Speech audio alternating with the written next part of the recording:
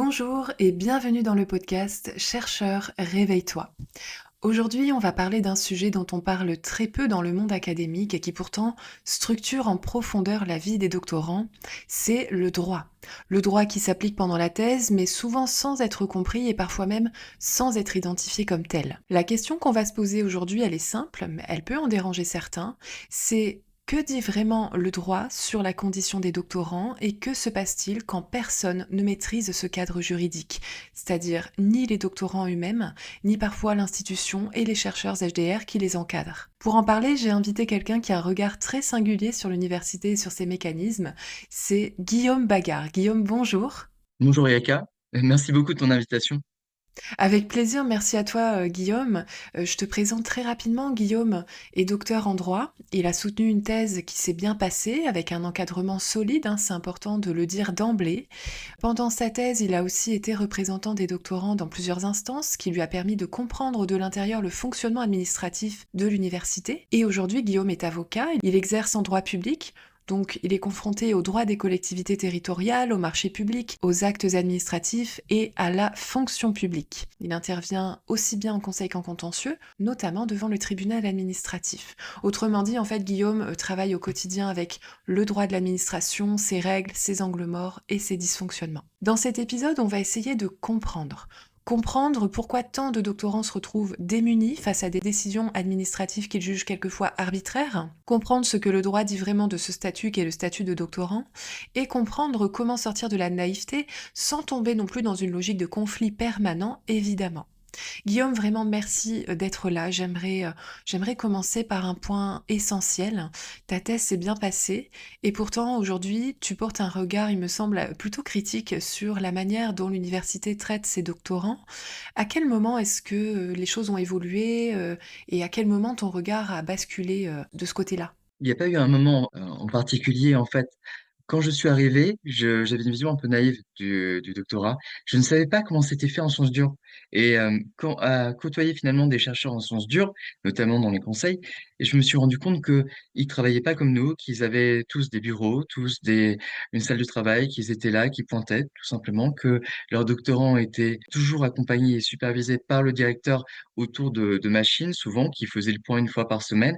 Et finalement, toutes les défaillances qu'on a en droit, en SHS, m'ont apparu par comparaison un petit peu. Et je croyais naïvement qu'on allait remédier à ça, qu'on allait vers quelque chose qui changeait. Et en fait, 10 ans plus tard, il n'y a rien qui a changé. C'est Mmh. pire. Ouais, exactement, je suis d'accord avec toi. Moi, c'est pareil, hein, c'est vrai que c'est pas des choses qui basculent, c'est vraiment des prises de conscience progressives. C'est très long, ça se fait sur le long terme, il y a encore enfin, tous les jours encore, je comprends des choses, hein, donc c'est un monde qui est vraiment très dur à saisir.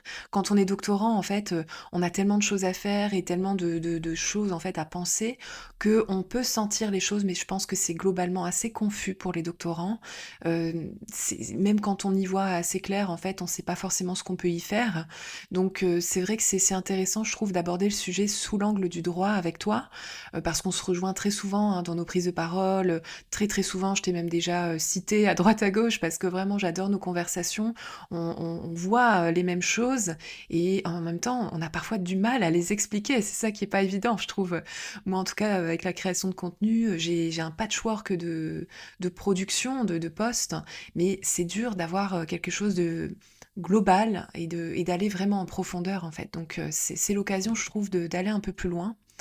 Peut-être pour commencer, est-ce que tu peux nous dire qui pense le doctorat aujourd'hui et à partir de quels modèles implicites? Clairement, depuis la fin des années 2000, on a regroupé les universités, bah, je parle en tout cas en province, hein, à Paris c'est un peu différent, et les sciences dures sont majoritaires dans les conseils. Ils ont plus de doctorants, et donc ils imposent leur vision qui a ses avantages. Moi, je suis pas forcément opposé à la vision des sciences dures en termes de performance, en termes de quand on passe un contrat doctoral, par exemple, on a un contrat qui est choisi par un laboratoire, donc du coup, la personne qui est choisie pour son travail bah, elle est admise dans le laboratoire mieux en SHS, en droit, où on doit respecter les chapelles, les équilibres internes.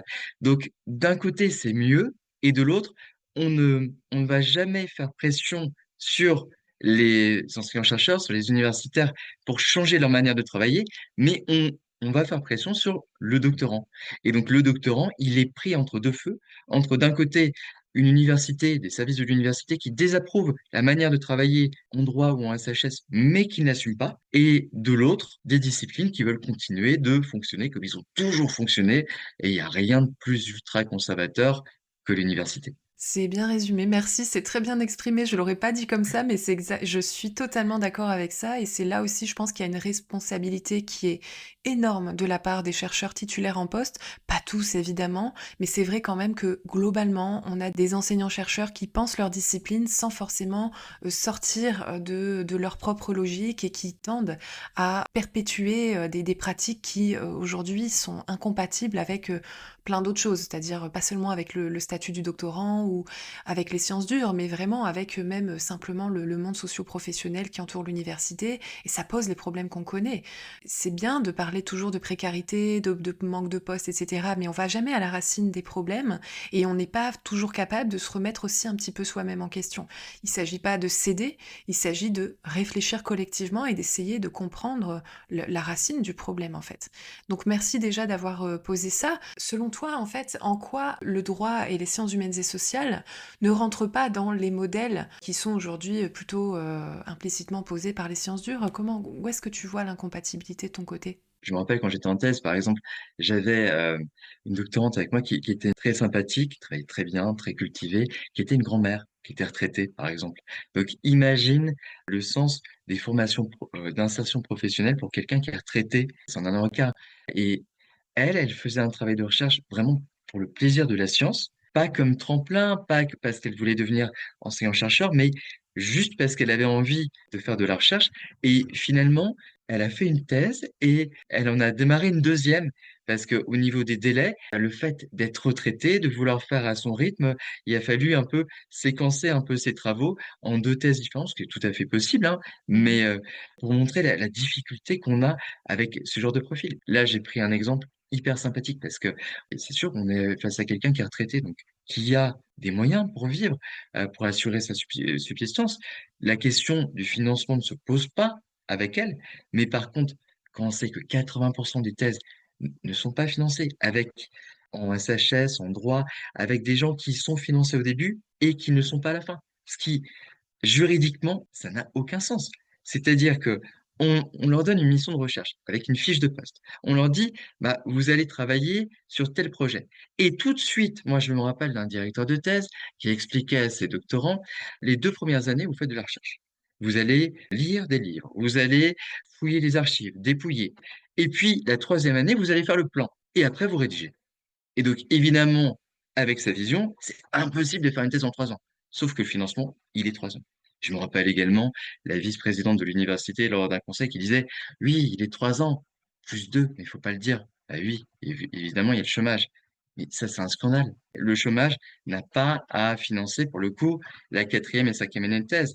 Le chômage, c'est justement ce qui permet à quelqu'un d'ouvrir une entreprise, par exemple euh, à quelqu'un de rebondir, de pouvoir, dans des bonnes conditions, postuler à des emplois un peu partout. Si on lui dit tout de suite, bah non, on arrive, tu finances ta thèse, et à la fin, et d'ailleurs, c'est pas automatique, hein, combien de conseillers Pôle emploi vont refuser une réinscription? Moi, j'avais réussi à expliquer à un conseiller très humain pour la 4e année que je voulais être avocat, que c'était un tremplin, que la 4e année, finalement, ce serait première année de chômage financerait la 4e année et que la deuxième financerait l'école d'avocat. C'était pas du gâteau. Il a Mhm. accepté et il m'a mis en formation tout le long.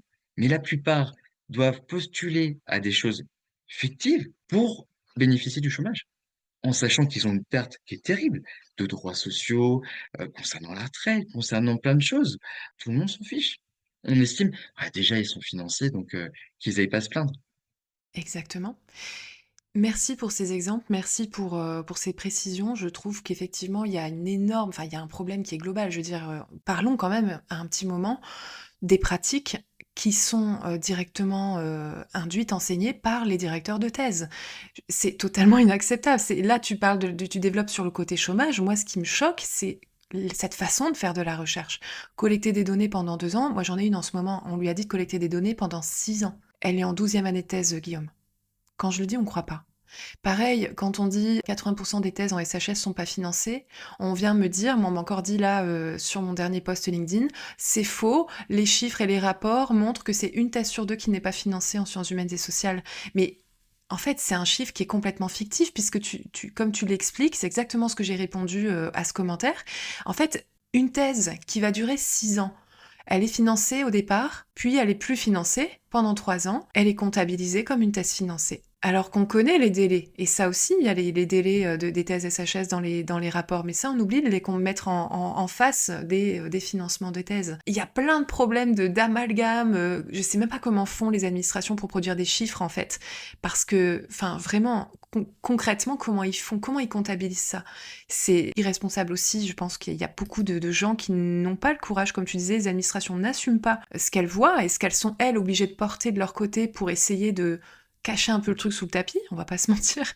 Donc c'est vrai que là, on a envie d'inviter un docteur en droit qui va nous expliquer un petit peu bah, concrètement quel est le problème, comment ça se fait et sur qui ça retombe tout ça. Tu l'as dit tout à l'heure, ça retombe sur le doctorant. C'est lui qui doit se débrouiller pour trouver des financements quand c'est pas fini. C'est lui qui doit se débrouiller pour trouver de l'argent pour ses soins psychologiques. Moi, je me souviens à l'époque où j'étais en doctorat, il y avait un gros sujet avec la question du chômage. Effectivement, c'est pas du tout automatique. Je sais pas trop où on en est aujourd'hui parce que ça change très souvent. Mais à moi, à l'époque où j'étais en thèse, donc c'était il y a à peu près 6 ou 7 ans, et c'était pas du tout dans les textes qu'un doctorant a le droit au chômage. Nous, on était financés, mais par un emploi, et ben je n'avais pas forcément droit au chômage alors que je travaillais. Et après, il y avait la question des 25 ans, parce qu'en dessous de 25 ans, t'avais pas le droit au chômage.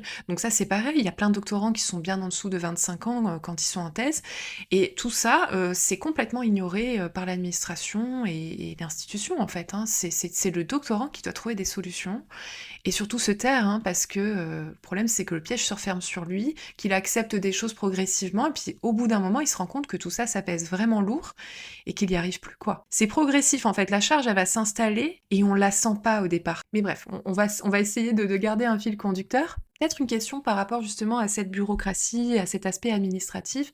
Est-ce que tu dirais que la bureaucratie a remplacé le pilotage scientifique? Pas tout à fait. Et j'ai envie de dire, je reviens juste sur ce que tu disais avant. Moi, je me rappelle, par exemple, d'un ami doctorant. Lui, son financement pour l'université, c'était une lettre des parents qui disait qu'ils étaient prêts à le prendre en charge. Donc, qu'est-ce qu'on appelle de financement? Et il y a une méconnaissance complète. Les services de l'université, ils ont l'habitude d'avoir soit des chiffres, soit des contrats doctoraux ou des choses un peu assimilées. Donc du coup, quand ils ont déjà des bourses de doctorants étrangers, ils ne comprennent pas déjà. Et évidemment, ces bourses sont limitées. Donc comme tu dis, quand tu as des thèses qui font 8 ans, si la bourse elle est sur 3 4 ans ou le contrat doctoral sur 3 4 ans, évidemment, ça ne fonctionne pas. La bureaucratie, elle ne remplace pas dans le sens que scientifiquement, le directeur de thèse, il a la main. C'est Mm. lui qui décide.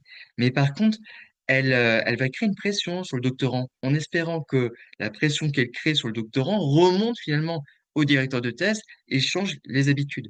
Mais en faisant ainsi et en ayant cet écart tellement contradictoire du doctorant, l'université ne respecte pas la loi parce que le directeur de thèse, c'est pas n'importe qui, c'est un agent de l'université, c'est quelqu'un qui supervise le doctorant, qui est au-dessus.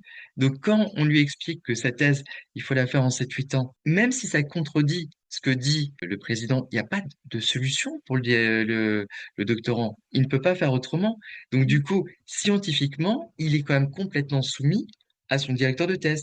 Mais par contre, d'un point de vue matériel, il va subir toutes les injonctions de l'université et des services de l'université qui sont déconnectés et qui espèrent du coup faire changer les mentalités, mais n'y arrivent pas. Et c'est un choix personnel. Moi, je vois, j'avais un jeune directeur de thèse, un jeune professeur qui m'a tout de suite dit, moi, je suis partisan des thèses courtes. Il voulait que ma thèse soit en 4 ans, 5 grand maximum. Il est une exception. Et lui-même, il a fait sa thèse en 4 ans. Il a été qualifié.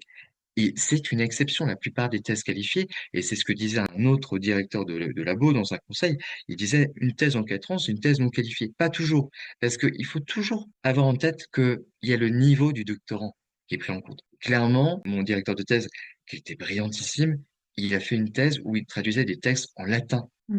Que moi, j'ai fait un peu de latin, j'avais une bonne moyenne au collège lycée, mais je serais incapable en 4 ans, produire des versions de latin, d'aller dépouiller des sources en latin. Voilà. Lui en était capable. Il avait un rythme de travail sans doute qui était, il disait qu'il avait travaillé parfois jour et nuit, et je veux bien le croire, c'est pas à la portée de tout le monde. Et encore faut-il être financé. Quelqu'un qui est pas financé, moi je croyais naïvement en commençant ma thèse, je voulais pas faire le contrat doctoral. J'avais peur déjà de le rater, et c'est lui qui m'a quasiment incité et poussé à le faire, et il m'a dit mais non, vous ne pouvez pas travailler à côté, vous rentrez le soir et vous mettre à votre travail. C'est quelque chose que je ne connaissais pas, que je ne comprenais pas. Je pensais que je pourrais faire secrétaire de mairie à 20 heures et faire la thèse de l'autre côté. Mais non, c'est un travail à plein temps, Exactement. la thèse. Oui. Mais ça, c'est pareil, c'est extrêmement difficile à expliquer, et en amont, en plus, au moment où, beaucoup de jeunes chercheurs ont fait des mémoires tout en étant salariés, ils ne voient pas vraiment le problème. C'est après que le piège se referme, et ça, c'est hyper frustrant pour moi. Je pense que c'est l'un des pires trucs parce que je leur répète sans arrêt, mais il faut toujours argumenter, et dans les faits, ça change rien, en fait. Ils continuent de penser que c'est possible, et je le comprends, hein, moi aussi, hein, j'étais dans cette situation-là, donc c'est d'autant plus frustrant que j'étais moi-même la première à dire: «Mais non, ça va le faire», et de pas comprendre. Mais en fait, pourquoi, on comprend pas? Bah, parce que rien ne nous prépare au doctorat quand on est en master, parce que personne ne nous parle de tout cela. Tu parles de la qualification. Qui t'a parlé vraiment de la qualification, toi, si ce n'est peut-être ton directeur de thèse? Moi, on m'a jamais parlé de la qualification CNU pendant mes 5 ans de thèse, et aujourd'hui, moi, je vois souvent des docteurs qui prennent rendez-vous pour me dire: «Voilà, je suis pas qualifié, au CNU», alors que quand ils m'envoient les pièces, les rapports de la soutenance de thèse sont dithyrambiques. Donc il y a un décalage énorme aussi entre les attentes des comités de soutenance et des DR et celles du CNU, et on n'en parle pas du tout de ça. Apparemment, chez vous, ça circule, l'histoire des 4 ans de thèse qui font que les thèses sont pas, qualifiées. Ça dépend aussi des disciplines. Moi, j'en vois plein, ouais, vraiment, qui ont des super rapports de soutenance. J'en ai encore vu une récemment. La thèse faisait 789 pages, un truc du genre, en lettres. Elle avait été faite sur 7-8 ans. Les rapports de soutenance dithyrambiques, vraiment une superbe soutenance, magnifique madame, etc. Mais la tôle à la qualification, c'est pas passé. Donc, enfin, on est, comme tu dis, déconnecté. Il y en a dans ce milieu qui ne veulent pas se réveiller, qui ne veulent pas penser aux conséquences pour les jeunes chercheurs, parce que c'est même pas le tout de dire, bah, tu vas faire ta thèse en 5 ans, en 6 ans, ou en 7 ans, ou en 8 ans. C'est qu'est-ce qui va se passer après pour toi? On s'en fiche, on n'y pense pas, et c'est pas notre problème, en fait, hein. Là, c'est la responsabilité du doctorant qui s'est laissé embarquer là-dedans. D'où aussi le travail de responsabilisation que je tente de faire en disant aux doctorants: ne vous laissez pas trop entraîner par les logiques des directeurs de thèse, qui certes sont des directeurs scientifiques du travail, qui ont la main, oui, mais attention à bien comprendre que c'est pas eux qui vont soutenir la thèse, et c'est pas eux qui vont assumer les conséquences après.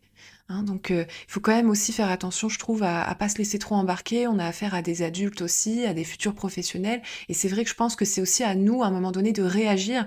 On a beau se lancer dans ces conditions-là et dans cet état d'esprit-là, je pense qu'à un moment dans la thèse, il faut savoir aussi réagir et se dire: attends, là il y a un souci. Moi en tout cas, j'ai quand même eu plusieurs déclics pendant ma thèse où je me suis dit: non, non, attends, là il y a un souci. Donc bref, c'est vrai que c'est des sujets qui sont... c'est très dur, et puis en plus on fait des généralités tout le temps quand on essaie d'en parler, parce que bon, évidemment qu'il y a des gens qui sont corrects là-dedans, et qu'on a tendance à dire que tout dysfonctionne, hein, mais c'est juste qu'il n'y a pas de vision d'ensemble, en fait, comme tu le dis.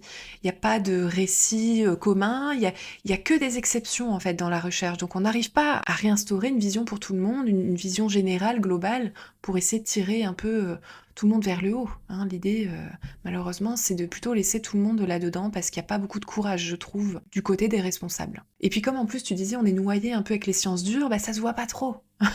Ça se voit pas trop, ça se cache tout ça, hein, donc et quand t'essayes en fait d'en parler, c'est mon cas, on m'accuse de dire: «Oui, mais tu vois pas, tu salis cet univers». Non, j'essaye de montrer en fait ce qui dysfonctionne, parce qu'on peut plus l'ignorer, et qu'à un moment donné, il faut essayer d'avoir le courage de regarder ce qui dysfonctionne pour pouvoir avancer, sinon on n'avance pas. Juridiquement, est-ce que tu peux nous dire ce qu'est un doctorant qui n'est pas financé? Un doctorant qui n'est pas financé, c'est un étudiant, tout simplement.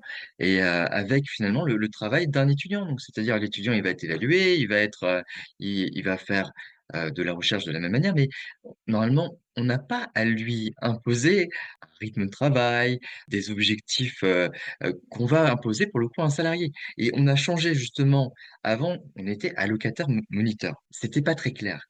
on a changé pour avoir un contrat doctoral pour justement dire cette personne est un chercheur Mmh. avec des objectifs de travail, avec une obligation de formation professionnelle, comme dans d'ailleurs presque toutes les professions. Et la personne qui ne se forme pas, du coup, commet une faute, techniquement. On est obligé de se former. Là, aujourd'hui, on a des doctorants qui sont non financés, mais avec qui on a les mêmes attentes que des salariés, alors qu'ils n'ont pas les droits sociaux, ils n'ont pas de salaire, ils n'ont pas la rétribution.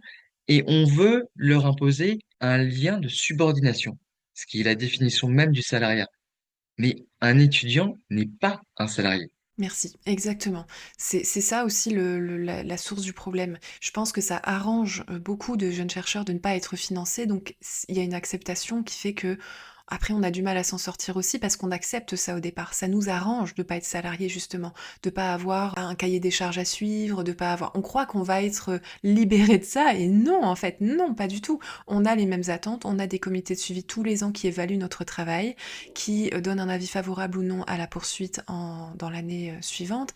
On a des délais à tenir, on a une pression en fait qui est globale, qui est là aussi pour nous faire publier, communiquer en colloque, s'investir dans un laboratoire.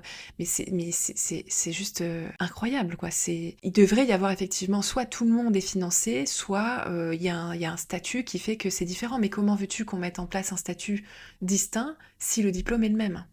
Donc en fait, on est dans des impasses là qui font encore une fois qu'on est coincé là-dedans. Et comme on est vraiment toujours d'accord au départ, on voit pas le piège se refermer, quoi. Et le pire, c'est quand il y a des problèmes justement liés à l'encadrement.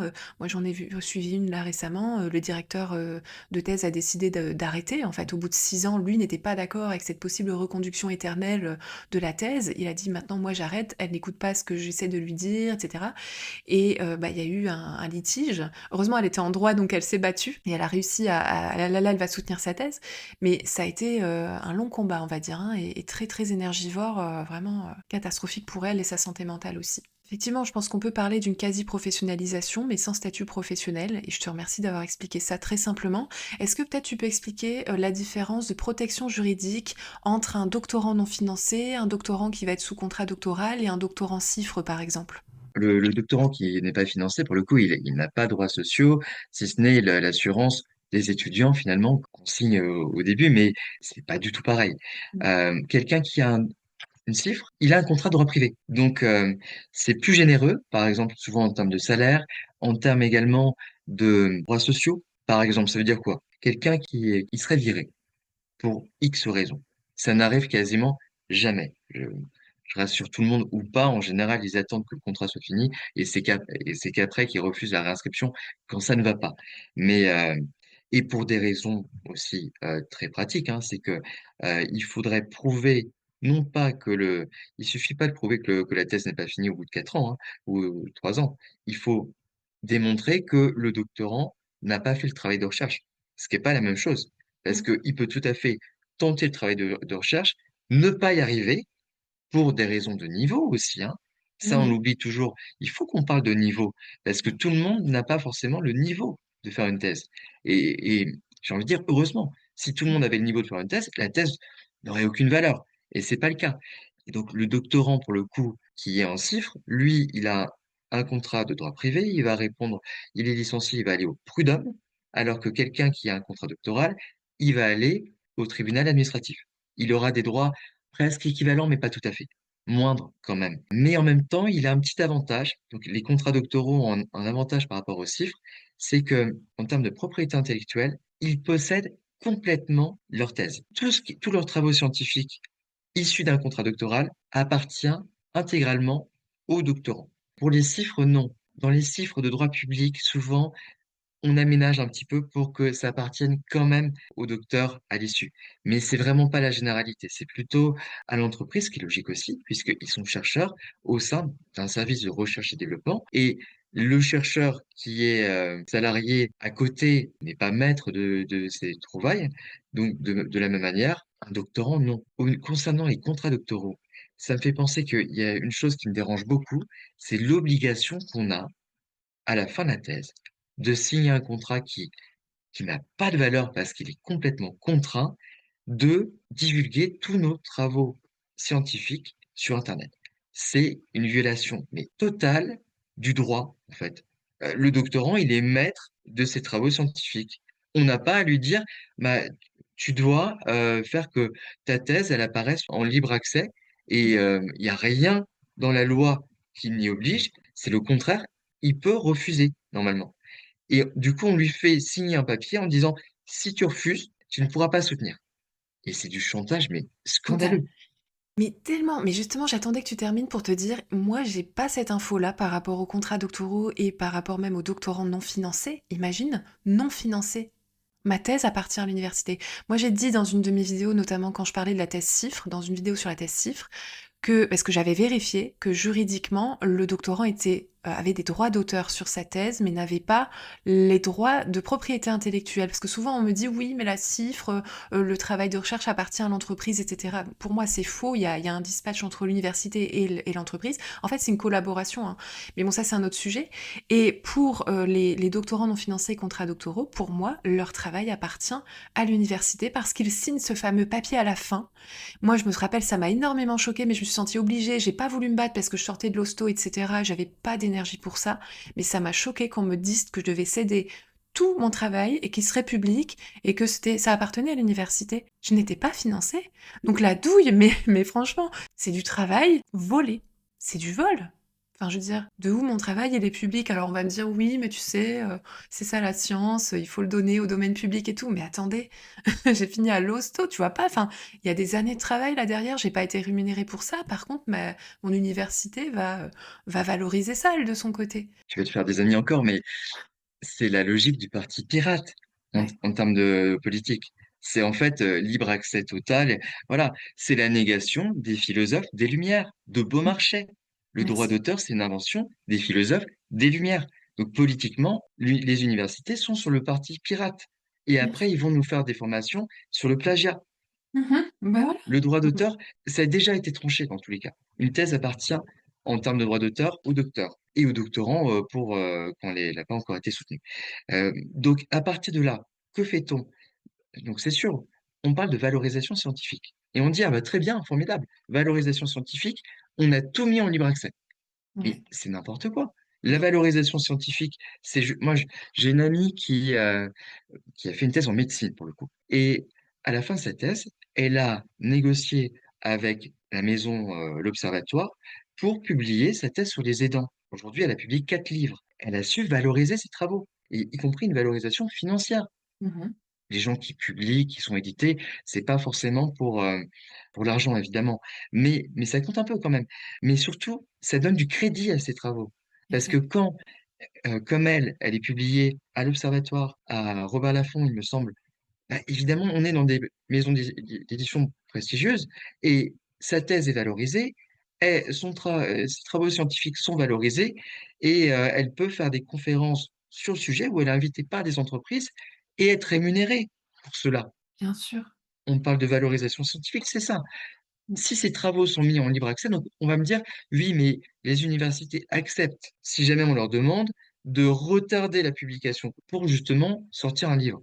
Oui, d'accord, mais bon, si on sort un livre, évidemment, l'éditeur, il va pas vouloir que, à un moment donné, on publie la thèse gratuitement. C'est Mais pas bien possible. sûr. Mm. Qui achètera le livre, sinon? Et en plus, moi, je vois à la fin de ma thèse, j'allais à l'école d'avocat. J'ai soutenu en décembre 2020 et en janvier 2021, j'étais à l'école d'avocat. J'avais absolument pas le temps de négocier un contrat d'édition, valoriser scientifiquement ma thèse. Mais quand ils parlent de valorisation scientifique, ils mettent tout sur Voilà. Internet. Exactement. Mais je viens d'écrire un article sur ce sujet-là, je vais le sortir tout à l'heure. On met tout en ligne gratuitement, sans penser à la valorisation. Pour eux, la valorisation, c'est marchand, etc. Alors que c'est juste des questions d'insertion professionnelle et d'infuser tous ces travaux pour qu'ils aient des effets dans la société. Créer de la valeur, c'est créer des effets. Pas plus que ça. Donc ça peut être des effets économiques, mais ça peut être des effets intellectuels, culturels, technologiques, tout ce qu'on veut. J'ai beau répéter ça, ils comprennent pas. Et c'est ça qui fait aussi qu'on se trompe, en fait. Je pense vraiment, on se trompe, on va pas dans la bonne direction et on fait pas les choses pour les bonnes raisons. Moi, je suis comme toi, je comprends la question de on va irriguer la société en donnant tout gratuit. Mais non, ça marche pas. La preuve, c'est qu'on a de moins en moins de budget. L'État nous donne de moins en moins d'argent parce qu'on n'arrive pas à démontrer notre capacité à produire des effets sur la société française. Et ça prouve que tout donner gratuitement ne fonctionne pas, en réalité, ne fonctionne pas, ne suffit pas. Mais ça, c'est un vaste combat qui n'est pas là de se résoudre, hélas. Je crois qu'il va falloir y avoir quelques faillites, malheureusement, pour qu'on ouvre les yeux et qu'on accepte de se laisser un petit peu reprendre en main sur ces sujets-là, parce qu'on n'arrive pas à véritablement comprendre tout ça, je pense. En tout cas, merci beaucoup, Guillaume, par rapport à tout ça, c'est très clair et je trouve que c'est très éclairant. Par rapport à la bureaucratie, le comité de suivi, c'est un vrai sujet aussi, ça je trouve, toi et moi, on était là quand ça s'est mis en place. On se souvient très bien de ce qui était normalement convenu au départ et de comment ça a très vite été complètement détourné aussi, en tout cas selon moi. Pour toi, alors juridiquement peut-être, à quoi sert le comité de suivi et enfin, à quoi il sert sur le papier et à quoi il sert dans les faits? Le comité de suivi, c'était pour lutter contre le harcèlement, contre le sentiment de solitude également des doctorants. C'était également pour lutter contre le harcèlement sexuel, hein. On est quand même proche des années MeToo. Quand il y a eu ce genre d'affaires, que ça a été médiatisé, on se rend compte que l'institution est complètement à côté de la plaque, que rien n'est fait pour justement préserver scientifiquement la doctorante. Le comité de suivi devrait être cet outil parce que ça veut dire qu'on a une équipe de recherche à l'américaine, un peu, qui veille sur le doctorant, et que pour X raisons, s'il y a une défaillance du directeur de thèse à qui peut arriver de tomber malade, bah, il y a quelqu'un pour prendre le relais. Et c'était l'enjeu. Les universitaires ont protesté, ont trouvé que c'était s'immiscer dans leurs travaux scientifiques, et on en a fait aujourd'hui un comité d'évaluation. C'est-à-dire qu'on a Ok. un comité de suivi qui évalue Mm. scientifiquement l'avancée des travaux, mais en disant, et de manière complètement hypocrite, ah oui, mais par contre, je fais pas doublon avec le directeur de thèse, donc Mhm. je ne peux pas parler du fond, alors que évidemment, dans la plupart des comités de suivi qui se passent bien, on va heureusement aborder un petit peu le fond des recherches, et on a des gens qui sont souvent de qualité en face de nous, avec qui on a plaisir à discuter, et c'est pas une infidélité faite au directeur de thèse d'avoir une discussion avec quelqu'un qui a également publié des articles sur le sujet. Mais donc, du coup, on se retrouve à parler de l'avancement et souvent à pas trop savoir quoi dire, à être un petit peu gêné. Oui, vous deviez faire ça et tout, en sachant très bien également que une thèse en droit ou en SHS, en général, ça dure 7 8 ans. Donc, on fait genre, oui, vous êtes un petit peu en retard pour faire plaisir à l'université. Oui, mais j'ai du retard parce que à un moment donné, soit j'étais malade, soit mes recherches, elles n'ont pas été concluantes. Donc, du coup, j'ai refait telle chose. C'est complètement hypocrite.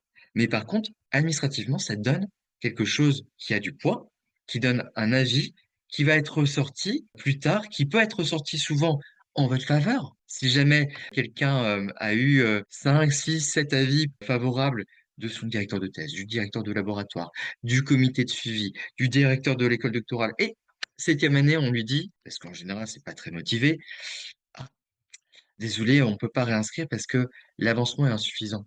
Mais non, c'est complètement disproportionné. Il faut l'évaluer sur les 8 années qu'ont duré Ouais. la thèse. Et sur les 8 années, il y a eu 7 avis favorables. Il y a eu un comité de suivi qui a validé. Je me rappelle d'une directrice de thèse qui, en conseil de l'école doctorale, on lui demande, mais pourquoi, alors que ça ne se passe pas bien avec ta doctorante, tu lui mets des avis favorables? Et elle dit, ah, je veux bien lui mettre un avis défavorable. Mais est-ce qu'elle est obligée de lire cet avis? Est-ce que cet avis ne peut pas être tenu secret pour la doctorante parce que j'ai pas envie de lui faire de la peine. Mon Dieu, mon Dieu, mon Dieu. C'est Qu'est-ce qu'on ne terrible. parle pas? De l'évaluation. De l'évaluation. Et en fait, il faut dire les choses. Aujourd'hui, quand quelqu'un n'a pas le niveau pour soutenir une thèse, bah, on le pousse à abandonner. C'est mauvais. Ouais. Ça ne valorise pas la thèse. Il faut qu'il y ait, donc au Canada, je sais qu'il y a des examens, par exemple. On peut trouver d'autres systèmes, hein. Il y a plein de systèmes, voilà. Mais il faut qu'il y ait une évaluation. Normalement, l'évaluation est faite par le directeur de thèse. Et l'avis favorable qu'il remet à chaque année, c'est pas un truc anodin. Ça veut dire que le doctorant, il a le niveau. Il pourrait tout à fait ne pas avoir le niveau. Et ce qui est embêtant, c'est que s'il n'a pas le niveau, et alors qu'il a été recruté autour d'un contrat doctoral qui est comme un entretien d'embauche, en fait, bah, Ah il oui. faut continuer à le payer, sauf à ce qu'il fasse vraiment du mauvais travail, qu'il n'avance pas, etc. Mais alors, il faut le justifier et le licencier. Mais Le fait de dire: «On met un avis favorable», mais en fait, on s'en moque et puis à un moment donné, on a trop de pression de l'université et désolé, hein, mais c'est pas notre faute, mais 7e, 8e année, le méchant président de l'université, bah, il veut plus et il acceptera pas. Donc allez, on se quitte bons amis, Ouais. tu abandonnes, 60 d'abandon de thèse. C'est pas une manière donc on dit et évidemment, au moment de la soutenance, qui échoue la soutenance? Donc de temps en temps, au moment des rapports, on dit: «Ah, faut peut-être retravailler» et encore, quand ça a été au Ouais. rapport, on va repasser l'année suivante parce que quand même, ça fait un peu la chouffe pour le directeur de thèse et qu'il faut sauver, les meubles et tout. Mais l'échec en thèse, c'est l'abandon. C'est pas normal. Exactement. Exactement. Bon, il y a Bon, il y quand a quand même même des des thèses thèses qui qui sont sont pas pas soutenues soutenues aussi. aussi. Mais pas soutenues, pas pour une question de délai, mais parce que le comité de soutenance dit non. Les pré-rapports disent c'est pas possible de faire soutenir cette thèse. Mais c'est vrai que c'est des cas quand même minoritaires, particuliers, et en général, c'est vite étouffé. Et comme tu dis, je pense il y a un vrai problème. Alors, faut pas non plus qu'on nous entende comme oui, il devrait y avoir encore plus de contrôle, et puis il faudrait sélectionner, parce qu'en fait, le problème, c'est ça. C'est ça qu'on veut pas regarder en face, c'est qu'on veut pas sélectionner qui que ce soit, ni sur des questions économiques au départ, c'est-à-dire on veut pas interdire les thèses non financées, parce que le principe de l'université, c'est l'accès à tous. Et qu'on veut pas, en fait, on n'y arrive pas. On essaye par des moyens détournés en disant bah, il faut avoir au moins 15 en master ou des choses comme ça. Mais en fait, c'est pas national, il y a aucun texte juridique qui l'indique où que ce soit, c'est des règles comme ça à l'interne. Chacun fait sa petite popote, moi je le vois, hein. C'est catastrophique. Il y en a qui s'inscrivent avec 12 en master, d'autres à 15, ils n'y arrivent pas. Donc tu te dis, mais où sont les textes en fait? C'est écrit où? C'est hors sol, mais c'est vraiment un univers qui est protégé de tout parce que tellement il y a de trucs là-dedans. Et puis dès que tu essaies de dire, non mais attendez, il y a un problème, et comme tu l'as mentionné très rapidement, ça ne joue pas en la faveur du doctorat et en sa reconnaissance, hein, tout ça. On veut bien, moi je veux bien, hein, quand je vois tous les gens sur LinkedIn qui disent oh, le doctorat devrait être mieux valorisé, le monde économique ne comprend pas le doctorat. Non, mais attendez. Est-ce qu'il n'y a pas aussi une responsabilité de notre côté par rapport à ça? Est-ce qu'on est capable de regarder un petit peu, nous, ce qu'on peut améliorer au lieu de toujours dire c'est le monde extérieur qui comprend pas le doctorat? Le doctorat français, il est quand même hyper singulier. Il faut aussi de notre côté qu'on arrive à remettre un petit peu d'ordre dans tout ça. Et malheureusement, toute tentative fait le même effet, c'est des levées de boucliers, c'est de l'injustice, on n'a pas le droit de dire certaines choses, etc. C'est de l'autorité, c'est de l'autoritarisme en fait, dans le monde un peu académique. C'est un peu ça. Dès que tu essaies de mettre un peu d'autorité, de dire bon écoutez, non, il va falloir mettre des règles, c'est de l'autoritarisme. Et je pense qu'on se tire effectivement une balle dans le pied, et le comité de suivi est un bon exemple parce que on était là, moi je me souviens, j'étais là, j'étais favorable au comité de suivi pour toutes les raisons que tu as évoquées. C'était pour protéger contre le harcèlement sexuel, contre les abus, parce qu'il y a aussi le harcèlement au travail.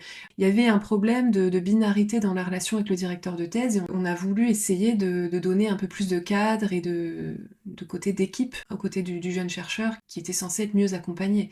Mais en fait, aujourd'hui, il se retrouve avec des comités devant lui. Les comités savent pas ce qu'ils ont à faire, parce que ça aussi, c'est pas du tout encadré. On fait chacun comme on veut, comme on peut, avec le temps dont on dispose, donc chacun voilà, fait comme il veut. Et tu disais, faudrait peut-être éventuellement mettre un examen ou quelque chose comme ça qui serait géré par le directeur de thèse, mais le problème c'est que ce sera encore très inégal dans ce cas-là. Moi je pense que ce serait pas... Je trouve que tout repose trop sur le directeur de thèse. Quand ils sont formidables, tant mieux, ça se passe bien. Mais quand ils sont pas formidables, mais qu'ils sont pas capables de s'en rendre compte, parce que je pense qu'il y a plein de directeurs de thèse qui font pas très bien les choses, mais qui ne s'en rendent pas compte, qui sont pas formés non plus à accompagner des gens, qui sont pas forcément conscients des erreurs qu'ils font, puisque personne ne leur dit, personne, enfin tu vois, il y a tout un ensemble de choses qui font qu'on fait mal les choses, mais c'est pas toujours de la malveillance en fait. C'est ça moi je voudrais dire aussi. Quand je dis c'est mal géré, c'est pas pour dire vous êtes tous nuls. C'est pour dire, il faut aussi regarder comment on peut essayer de lisser un peu mieux, de pas tout faire reposer sur des individus qui ne sont pas formés tous de la même manière. Parce que quand t'es directeur de thèse, bah t'essaies de reproduire à peu près ce que toi t'as eu, quoi, en fait. Mais c'est pas ça, on peut pas former des gens à ce niveau-là, de cette façon-là. Pour moi, il faudrait des cours, des choses. Les formations doctorales, c'est pas, je trouve que ça donne pas un cadre assez puissant, et puis il suffit d'être présent pour valider le crédit. Enfin, il n'y a pas d'évaluation, effectivement, et sauf au moment fatidique où on dit maintenant tu peux plus te réinscrire et puis terminé. C'est reculer pour mieux sauter, et c'est surtout très peu courageux, je pense. Après, c'est très hypocrite, hein, parce que quand on voit le taux d'abandon, Ouais. moi, ce que je plaide, c'est qu'au moins, on reconnaisse, mais oui, il faut sélectionner. Il faut sélectionner à l'entrée, il faut qu'il y ait un suivi, il faut qu'on admette que une personne a essayé et qu'elle n'a pas réussi. Mmh. Et c'est bien. Je veux dire, elle a eu raison d'essayer aussi. Mais à la fin, on a beaucoup plus d'échecs en doctorat qu'en master, par exemple. Bah oui. Heu, Quand on a 60% d'abandon, on a beaucoup plus d'échecs en doctorat. Mais le directeur de thèse, lui, c'est pas la malveillance, mais il voit ça comme un marathon, une épreuve de course de fond et il se dit: «Moi-même, j'ai été comme ça, j'étais pas trop encadré, je me suis débrouillé, c'est ça la recherche, j'ai été chercher à droite à gauche et je m'en suis sorti et aujourd'hui, je suis maître de conférence, professeur». Bon, évidemment, c'était une époque où on recrutait, c'est plus tout à fait le cas aujourd'hui, mais au-delà de ça, le directeur de thèse, il doit comprendre que ça a évolué, qu'aujourd'hui, on veut des thèses plus courtes, mieux cadrées, et qu'on a des directeurs qui ont 5 6 doctorants, comment on peut gérer 5 ou 6 doctorants à la fois? C'est pas possible. Mon directeur de thèse, il n'avait que moi. Et la dernière année, il prend un deuxième doctorant et il me dit: «Mais vous inquiétez pas, hein, on va commencer à travailler que quand votre thèse sera soutenue». Et merci beaucoup, mais oui, je savais bien qu'il me suivait bien. Quand je Mmh. dis bien suivi, on faisait des points à peu près une fois par mois. En Mmh. droit, c'est génial. Sciences dures, ils font un point une fois par semaine et ils travaillent ensemble. Et ils sont, au quotidien dans les mêmes salles de travail, donc on dit: «Ah oui, mais eux, ils font des expériences, ils écrivent pas». Oui, ça c'est complètement hypocrite et ils font des expériences, mais ça demande énormément de travail d'une autre nature quand même. Ils ont besoin. Le fait qu'il y ait pas de locaux, ça veut dire qu'on a des doctorants qui sont à l'abandon. Moi, Ouais. mon laboratoire, ce qu'on appelait un laboratoire, c'était une bibliothèque auquel tout le monde avait accès. Et nous aussi. Mmh. Donc, ce Mmh. c'est un local de doctorants, c'est pas un laboratoire, c'est pas on n'a pas de bureau et cetera. On travaillait pas avec les enseignants-chercheurs et tout, c'est très problématique. Donc, non, je pense qu'il faut assumer pour le coup, d'avoir, une sélection que même pour les maîtres de conférences, on voit bien, même les titulaires. J'ai un ami qui travaillait dans la haute administration et qui me disait: «Chacun vient d'un corps, les universitaires sont un corps à part entière, mais c'est pas le plus valorisé». Alors que franchement, le niveau un certain nombre de professeurs est excellent. Il y a une excellence chez les professeurs, chez les maîtres de conférences. Moi, je dénigre pas du tout et on voit Moi bien non plus. aujourd'hui, c'est tellement, et toi non plus, je sais bien et c'est tellement, compliqué aujourd'hui en tout cas dans nos disciplines, de devenir maître de conférences. Ils ont énormément de mérite. Ce sont des bosseurs, ils ont beaucoup de mérite. Mais ce mérite-là n'est pas reconnu. Parce que, le CNU, la qualification, c'est pas quelque chose qui va être reconnu comme l'ENM ou comme l'ENA. Un examen le serait, pour le coup. Assumons l'examen. Et s'il y a pas le CNU, ça va être le localisme. Assumons un examen. C'est la méritocratie. Et à tous ceux qui disent: «Ah oui, mais non, la sélection, c'est fasciste et tout», faux! La méritocratie, c'est de gauche. Merci Guillaume, merci. Avant, on héritait comment ça marchait avant? On héritait d'une charge. C'était la patrimonialité des offices. À la Révolution, on a mis en place des concours pour que chacun ait sa chance, quel que soit son niveau social. Il y a rien de plus à gauche, pour le coup. Merci Guillaume, parce que là, vraiment, c'est l'un des nombreux exemples de choses où, en fait, faut constamment rappeler l'histoire. Pour moi, il y a un manque de maturité quand même aussi, hein. Là, on parle du concours, on va te dire: «Bah, il y a le concours de maître de conf», mais ça, c'est un concours de recrutement des titulaires. C'est pas un concours, d'entrée, en doctorat, c'est pas une évaluation, au cours des années, doctorales. Donc, il y a pas de réelle, exigence, en fait et ça nous dessert. Donc moi, je suis pas forcément pour, le fait que les financements devraient être obligatoires ou que c'est le financement qui va décider si oui ou non tu vas en thèse. Parce que souvent, on fait l'amalgame aussi entre les 2. Parce que je suis pour le financement de la thèse, mais moi je suis pour le financement, pour la protection juridique et sociale des doctorants. Évidemment, il y a aussi la dimension économique, précarité, et cetera, mais pas que. Et le fait de faire cette sélection-là, c'est pas la même chose que la sélection sur l'excellence, sur le niveau. Alors on va dire: «Bah oui, mais si, il y a des examens, en fin de master de recherche». Donc si tu as eu, 16 en master de recherche, bah ça veut dire que tu as le niveau pour aller en thèse. Qu'est-ce que tu réponds à ça? Ce qui est terrible, c'est que partout ailleurs, on le fait. Nous, on défend l'université, en fait. On est Oui, des produits de l'université. On a envie que les gens qui sont à l'université, qui ont le doctorat, moi, je me rappelle combien de fois, discours un peu lénifiant d'ailleurs de la présidence de l'université, on nous disait, vous êtes le phare de l'université, Mmh. le diplôme phare, vous allez infuser dans toute la société, etc. Si seulement, j'ai envie de dire. Moi, quand j'étais après en cabinet d'avocat pour faire des stages, etc., j'ai vu ce qu'ils pensaient du doctorat. Et c'était Oui. pas beau à voir. Et eux, ils réclamaient une chose, des grandes écoles. Ils voulaient Sciences Po HEC. Voilà. Mmh. Donc, c'est dommage. Et Oui. j'aimerais tellement qu'ils disent, ah non, t'as pris qui? Un Sciences Po? Un HEC? Ah non, un docteur. C'est quand même mieux. Dans les autres pays, c'est le cas. Et il faut comprendre la difficulté qu'on a. Mais pour y arriver, il faut reconnaître quand même que aujourd'hui, en doctorat, les meilleurs n'ont pas forcément envie d'y aller. Je dis pas qu'on prend les plus mauvais. Mais les meilleurs, ils se disent, ah oui, mais qu'est-ce que je vais faire? Moi, j'en discutais avec un magistrat qui est aujourd'hui substitut du procureur. Et il disait, moi, j'ai toujours voulu faire une thèse. Vous avez de la chance. Mais oui, il a fait l'ENM. S'il a fait l'ENM, ça veut dire qu'il a un niveau excellent. L'ENM, c'est aussi dur, au moins que aujourd'hui l'INSP a enseignement l'ENA. C'est très, très dur, l'ENM. Il a un excellent niveau. Il aurait pu être un excellent docteur. Dans d'autres pays, il aurait fait un doctorat. En Mmh. France, il faut faire l'ENM. On a tenté de faire des magistrats en fait qui sortaient du doctorat.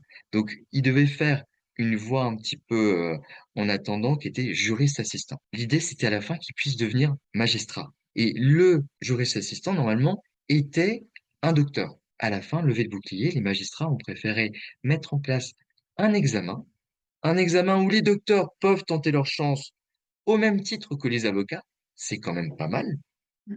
mais ils veulent un examen parce qu'ils sont pas convaincus sur le recrutement sur titre. Ça devrait faire réfléchir. Par rapport aux formations doctorales obligatoires, est-ce qu'on peut en savoir plus aussi par rapport à ça? Est-ce que c'est une obligation légale? Est-ce que c'est un instrument de contrôle? Qu'en est-il, Guillaume? Parce que là, il y a aussi beaucoup de Oui, oui, tu as tout à fait raison, c'est une obligation légale. On est obligé de faire des formations obligatoires. C'est dans les textes, c'est dans la loi. Mais par contre, ce qui est absolument délirant, c'est de dire quelqu'un qui n'a pas ces formations, bah, il va pas pouvoir soutenir la thèse. Et là, d'accord. devant le tribunal administratif, juridiquement, ça passerait pas, en fait, parce Ah, que c'est une exigence qui est complètement disproportionnée. Et faut aussi dédramatiser ce qu'est le tribunal administratif, hein. Autant je suis pas pour judiciariser la société, autant aller au tribunal administratif, c'est un truc totalement anodin. Pour les permis de construire, n'importe qui y va, hein. Voilà, vous pouvez tout à fait vous attaquer non pas une personne, mais vous faites un recours contre un acte. mmh, Donc, c'est complètement différent. Vous demandez à l'administration de faire un contrôle de légalité sur une autre administration, en disant: «Est-ce que là, il respecte bien, voilà?» Et toute décision défavorable à quelqu'un doit être motivée. Donc, si vous avez quelqu'un qui n'a pas fait les formations, à qui on dit: «Bah, désolé, t'as pas ton quota de formation, tu ne peux pas soutenir», vous allez au tribunal administratif, le tribunal administratif va juger que c'est complètement disproportionné. Sauf si vraiment il y a un intérêt énorme pour la thèse et pour le doctorat à suivre telle formation, mais c'est pas le cas du tout, parce qu'on va pas se mentir, les formations doctorales, c'est une catastrophe. C'est une catastrophe parce qu'on veut vendre, pour faire des économies à tout le monde, les mêmes choses. Et donc, ah, on fait des formations sur l'insertion professionnelle, mais j'en parlais tout à l'heure, c'est, on est coupé complètement du réel. Nous, en droit, tout ce qu'on nous disait ne s'adressait que à des gens qui étaient, en fait, les services recherche et développement des entreprises. Et on disait, oui, oui, vous pouvez intégrer une entreprise. Je me rappelle de quelqu'un qui était en formation doctorale et qui disait, mais moi, j'ai fait un doctorat en anglais, civilisation. Ah, mais oui, vous pouvez intégrer une entreprise, vous allez travailler au service ressources humaines. Mais bien sûr. c'est Et avec ça. un mépris à la fois pour les DRH qui sont des vrais spécialistes, hein, et il y en a peut-être qui vont faire des tests justement en gestion sur le sujet, voilà, avec des idées de management tout à fait originales et innovantes, et un mépris pour cette doctorante qui faisait une thèse en civilisation anglaise, qui, je veux dire, pourquoi elle, en quoi elle serait compétente pour travailler dans le service RH. Dans d'autres pays, les docteurs en lettres s'insèrent très bien, dans des endroits où on les attend pas du tout ici en France. Ce qui n'est pas raccord, c'est qu'on comprend pas nos compétences transférables et que si on souhaite rejoindre le privé, pour moi, il y a des formations complémentaires à aller faire, mais des vraies, pas des Ouais, formations doctorales, des bien sûr. vraies certifications, ça se prépare en fait, hein. On peut pas juste dire: «Je suis docteur en anglais, civilisation, je vais aller travailler chez les RH», c'est faux. Il faut forcément déjà prendre conscience de quelles compétences sont transférables parce qu'il y a peut-être des chercheurs, des docteurs en anglais civilisation qui seraient quand même beaucoup plus compétents que d'autres aussi. À l'intérieur des disciplines, il y a, en fonction des sujets, de la façon dont on a fait de la recherche. Quand tu as fait de la recherche documentaire ou historique, t'as pas les mêmes compétences que quand tu as fait de la recherche qualitative ou statistique. Donc déjà, il y a ça, il y a quelle méthode de recherche tu as utilisée, et puis après, c'est voilà, quelle est ta connaissance du monde extérieur, quel était ton financement de thèse? Est-ce que tu étais en cifre avec une entreprise? Tu as des compétences que tu n'as pas avec la même thèse en contrat doctoral, clos dans l'université sur de la recherche documentaire. Donc pour moi, il faut quand même juste...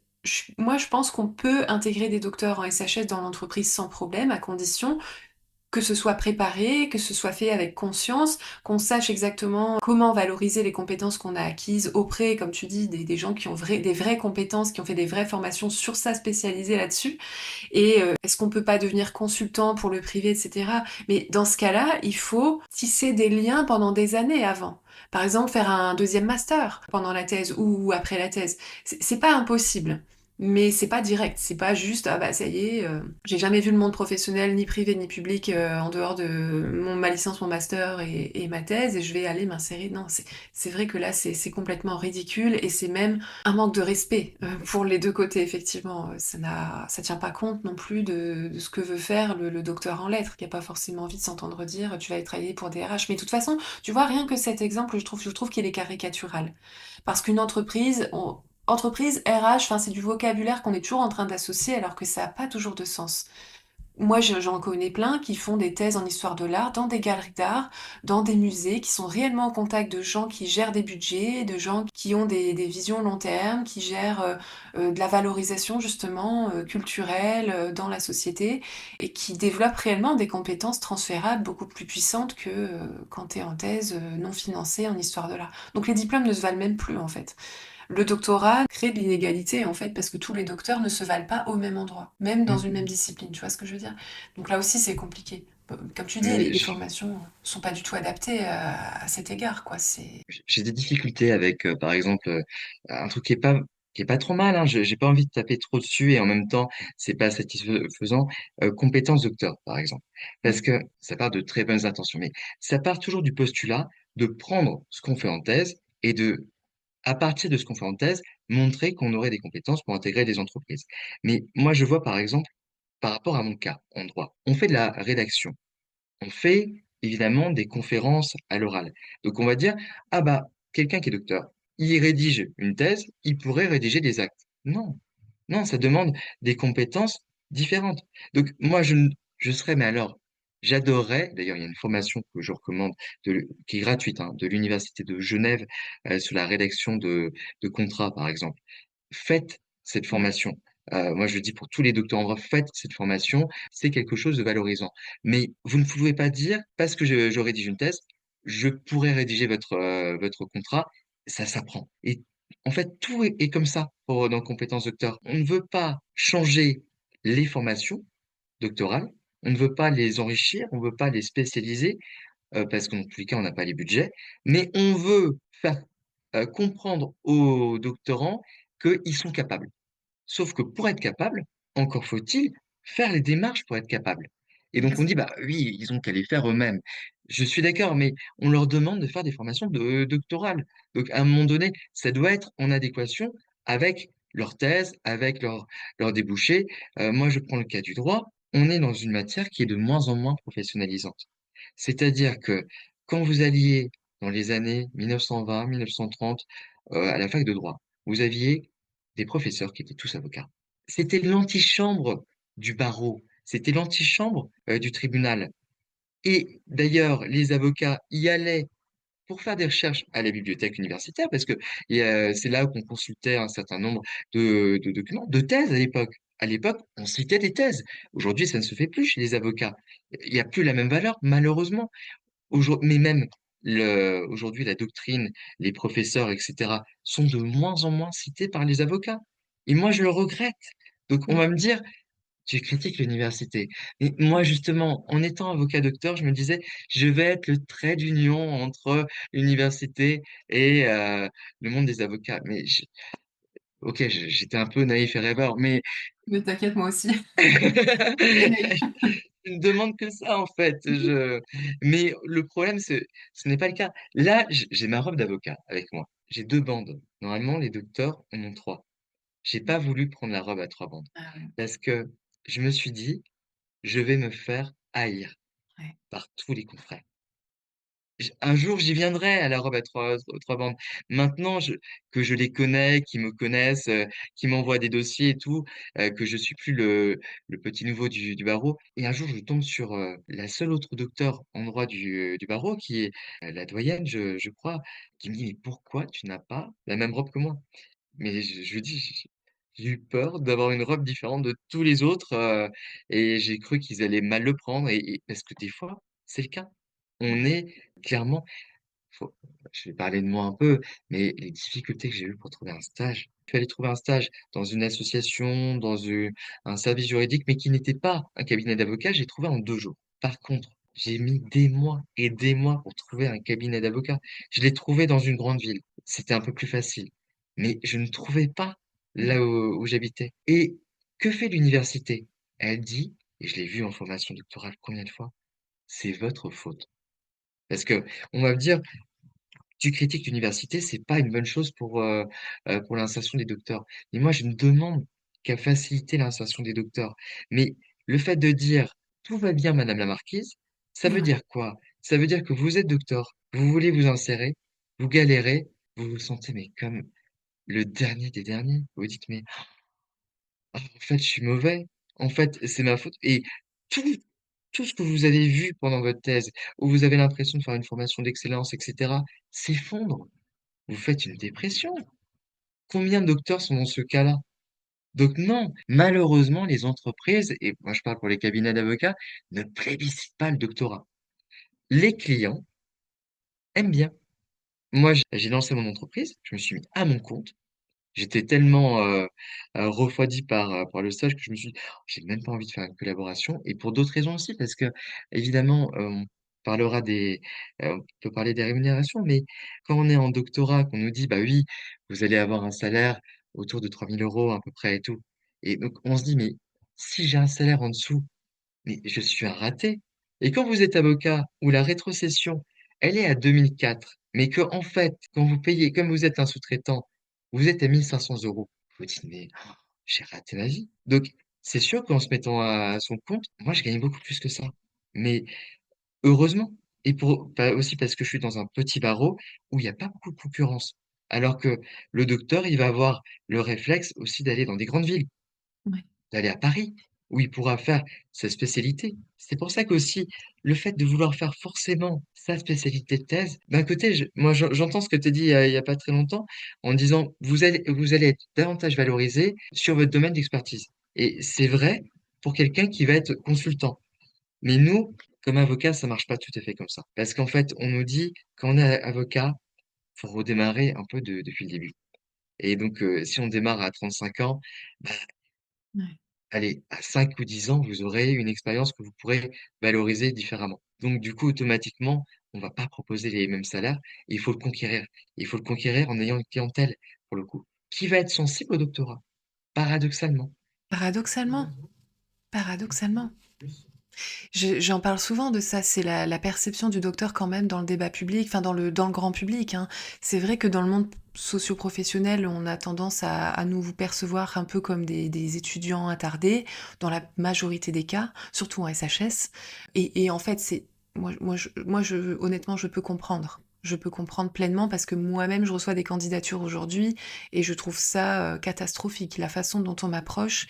Même moi, qui est quand même très naïve, j'aurais jamais fait des choses comme ça et pour un docteur, enfin, il voit pas le problème, tu vois? Donc il y a quand même faut un moment, je pense que la conclusion de toute façon, c'est ça, c'est faut se remettre en question, faut regarder un peu les choses en face il faut mûrir professionnellement aussi.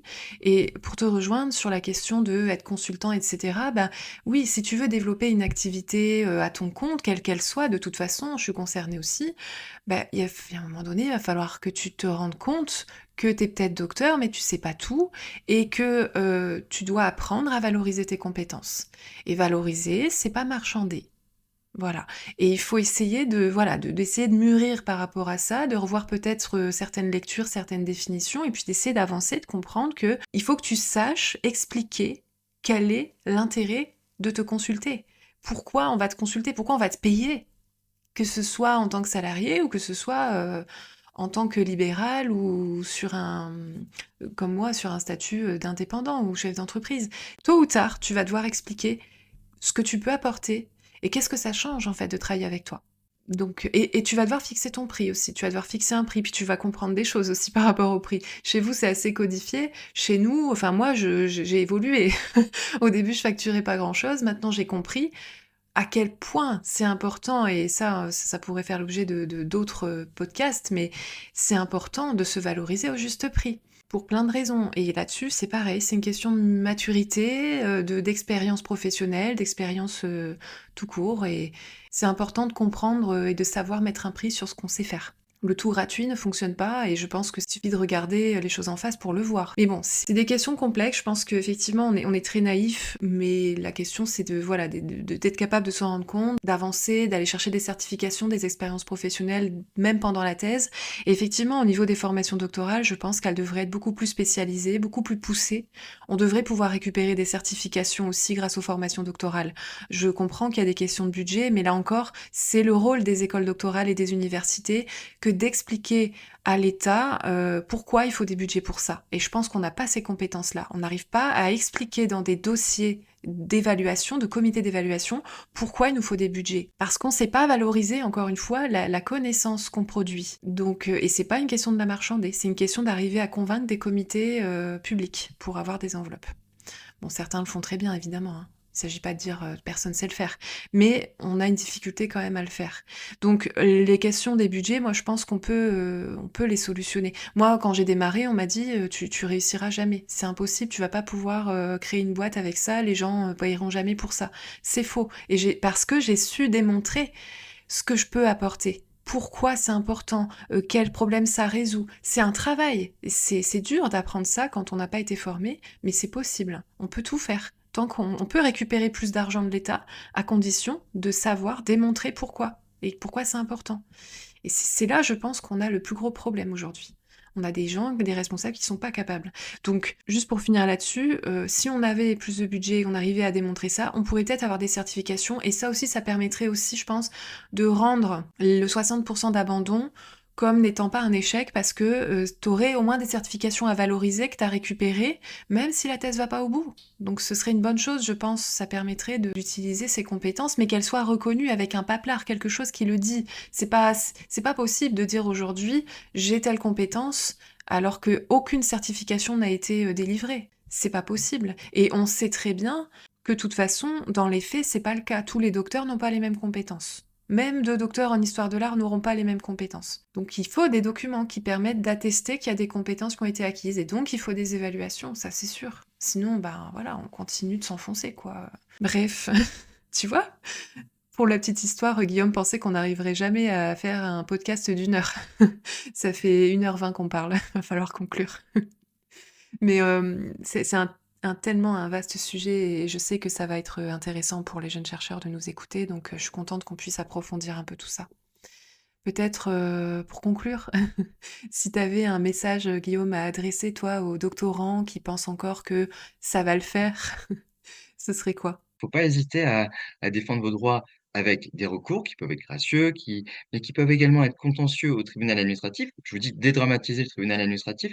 Vous allez gagner parce que ils ont tellement fait n'importe quoi pendant des années en vous validant chacune des années que vous êtes en sixième, septième année, on peut pas vous refuser de la réinscription. C'est pas possible.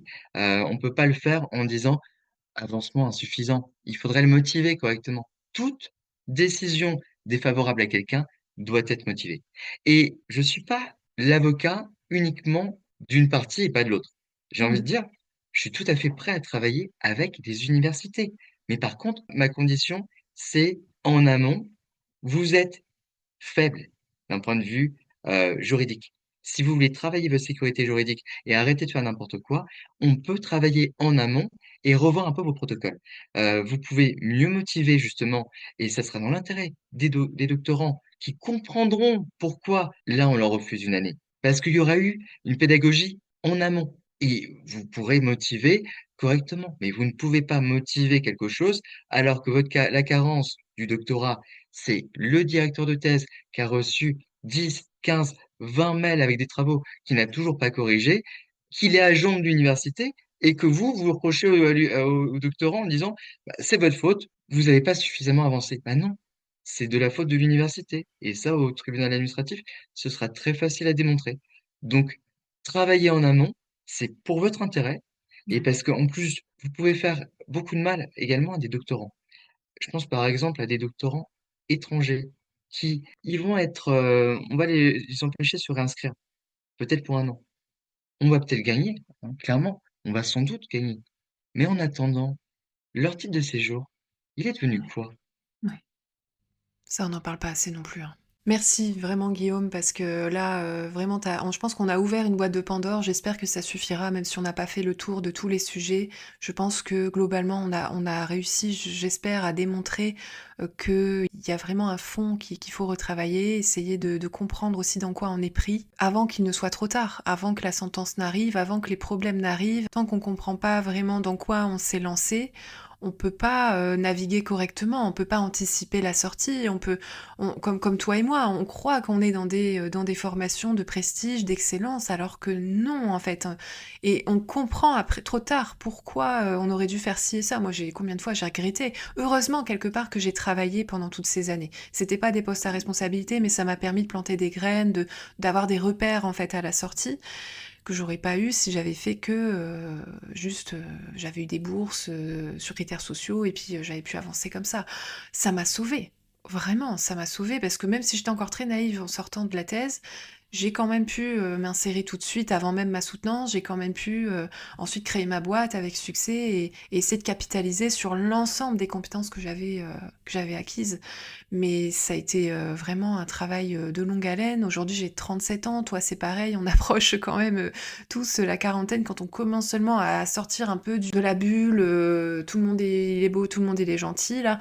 Non, en fait, on est coupable de naïveté quand même et parfois d'ignorance. Donc, il faut aussi réussir à se remettre un petit peu en question pour essayer de sauver cette magnifique université parce que je suis toujours convaincue qu'on a un modèle unique au monde et que c'est à nous de le défendre et c'est à nous, si on est si géniaux que ça et si intellectuels que ça, bah d'aller regarder en profondeur comment on peut continuer de la faire vivre et d'offrir cette opportunité aux générations futures. Donc, en tout cas, merci infiniment, Guillaume, à bientôt.